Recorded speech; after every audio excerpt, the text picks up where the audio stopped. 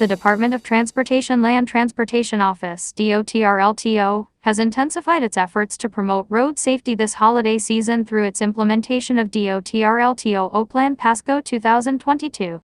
The goal of the plan is to help ensure the comfort of travelers and other road users throughout the country during Christmas and New Year. It is this time of the year where the usage of our country's roads is at its peak, but discipline on the road must still be maintained so that travelers feel safe in their journey, LTA Chief ASA. Jose Arturo Tugade said. There is no excuse not to practice road safety. It is very important in order to avoid crashes and injuries to people, damage to property, and of course prevent fatalities, he added. Law enforcement officers will conduct terminal and roadside inspections to determine the roadworthiness of motor vehicles, as well as traffic flow monitoring and information dissemination. The LTO will also ensure that health and minimum public protocols are observed amid the still present threat of COVID-19. In the last 2 years we were not able to go to places to hold parties or go on vacation and visit our families, he said. Now we have the opportunity to travel, but it should be done safely so that every family can celebrate Christmas peacefully, safely, happy and whole, Tugade added.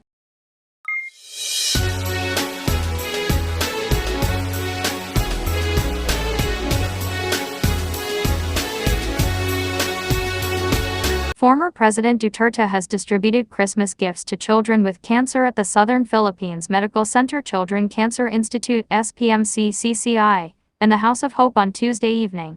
A personal advocacy and long-held tradition, Duterte distributed toys and cash to the 32 kids admitted at the SPMC-CCI and 20 children at the House of Hope.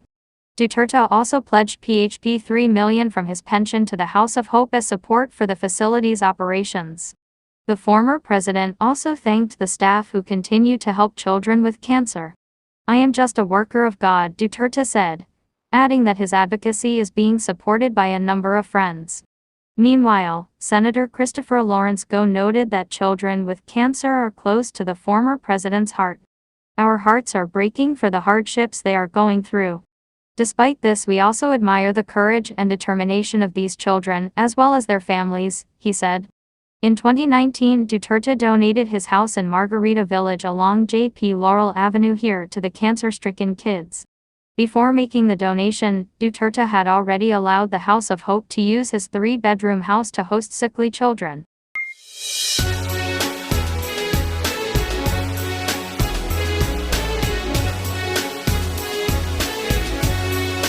President Ferdinand R. Marcos Jr. on Wednesday, December 21st. Led the groundbreaking ceremony of the Palayan City Township Housing Project in BRG. At it, Nueva Ecija, as part of his administration's National Housing for Pilipino program. The 11-hectare township project will build 44 towers that can accommodate 11,000 housing units. The construction of which will start in April 2023. I'm glad that we are continuing. This is not the first groundbreaking that I have attended. I know it will not be the last, and that we will continue to break ground in different parts around the country for our dream of 1 million homes a year, Marcos said.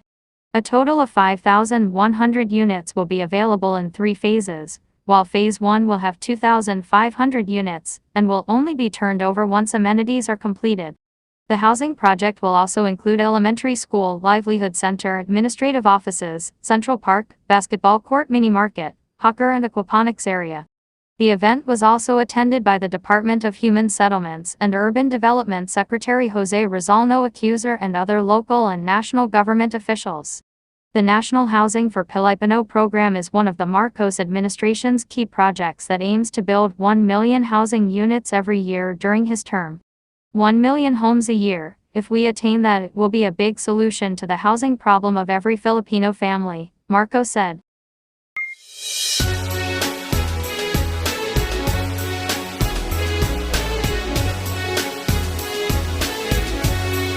President Ferdinand R. Marcos Jr. vowed on Tuesday, December 20th to support the continued modernization of the Philippine Air Force, PAF, and the Armed Forces of the Philippines, AFP. The president made this assurance during PAF's change of command and retirement ceremony in honor of Lt. Gen. Connor Anthony Canlas Sr. at the Villamor Air Base. Marcos said he expects the military to remain dedicated to building a secure and peaceful country. Be assured that this administration remains committed to the modernization of the Philippine Air Force and the entire armed forces of the Philippines, Marcos said. I, therefore, ask you to remain dedicated to your duties and continue to work closely with this administration as we build a safe, peaceful, secure, peaceful country for the benefit of all Filipinos, he added. The president said the PAF's efforts will help the country reach its goal of having a world-class air force that keeps the peace and contributes to national development and regional security. He expressed confidence in Maj. Gen. Stephen Pereno, who will be the 39th commanding general of the PAF. He is expected to continue PAF's current projects and strengthen PAF's service to the country and the people. Marcos also commended Canla's successful leadership for making the PAF more reliable and able to protect the nation's airspace, and lauded the PAF for guarding the Philippine aerial domain and for delivering basic services.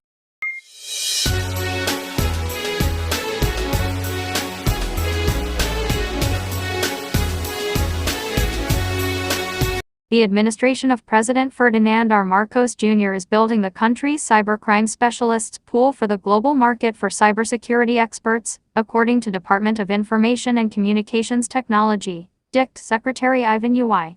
Uy mentioned in a briefing on Tuesday, December 20, that there are 2 million cybersecurity job openings globally that the Philippines can fill. If we can supply, even just 1/4 of that 500,000, I think that's a very, very ambitious number. But I think we need to build up the interest, and we need to develop the necessary talent, Uy said. And that's what keep us busy is building up.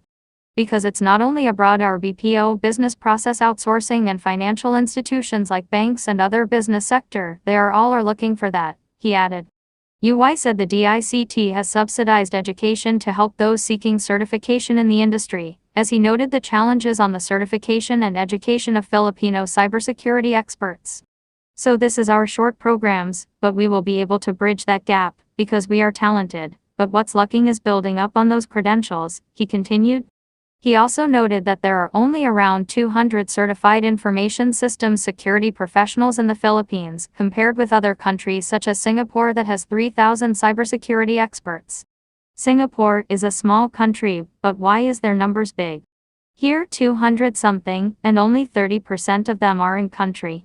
The 70% are actually working abroad, Uy said. So we need to build up that competency. That's why we launched this program at DICT to aggressively provide the technical know-how, he added.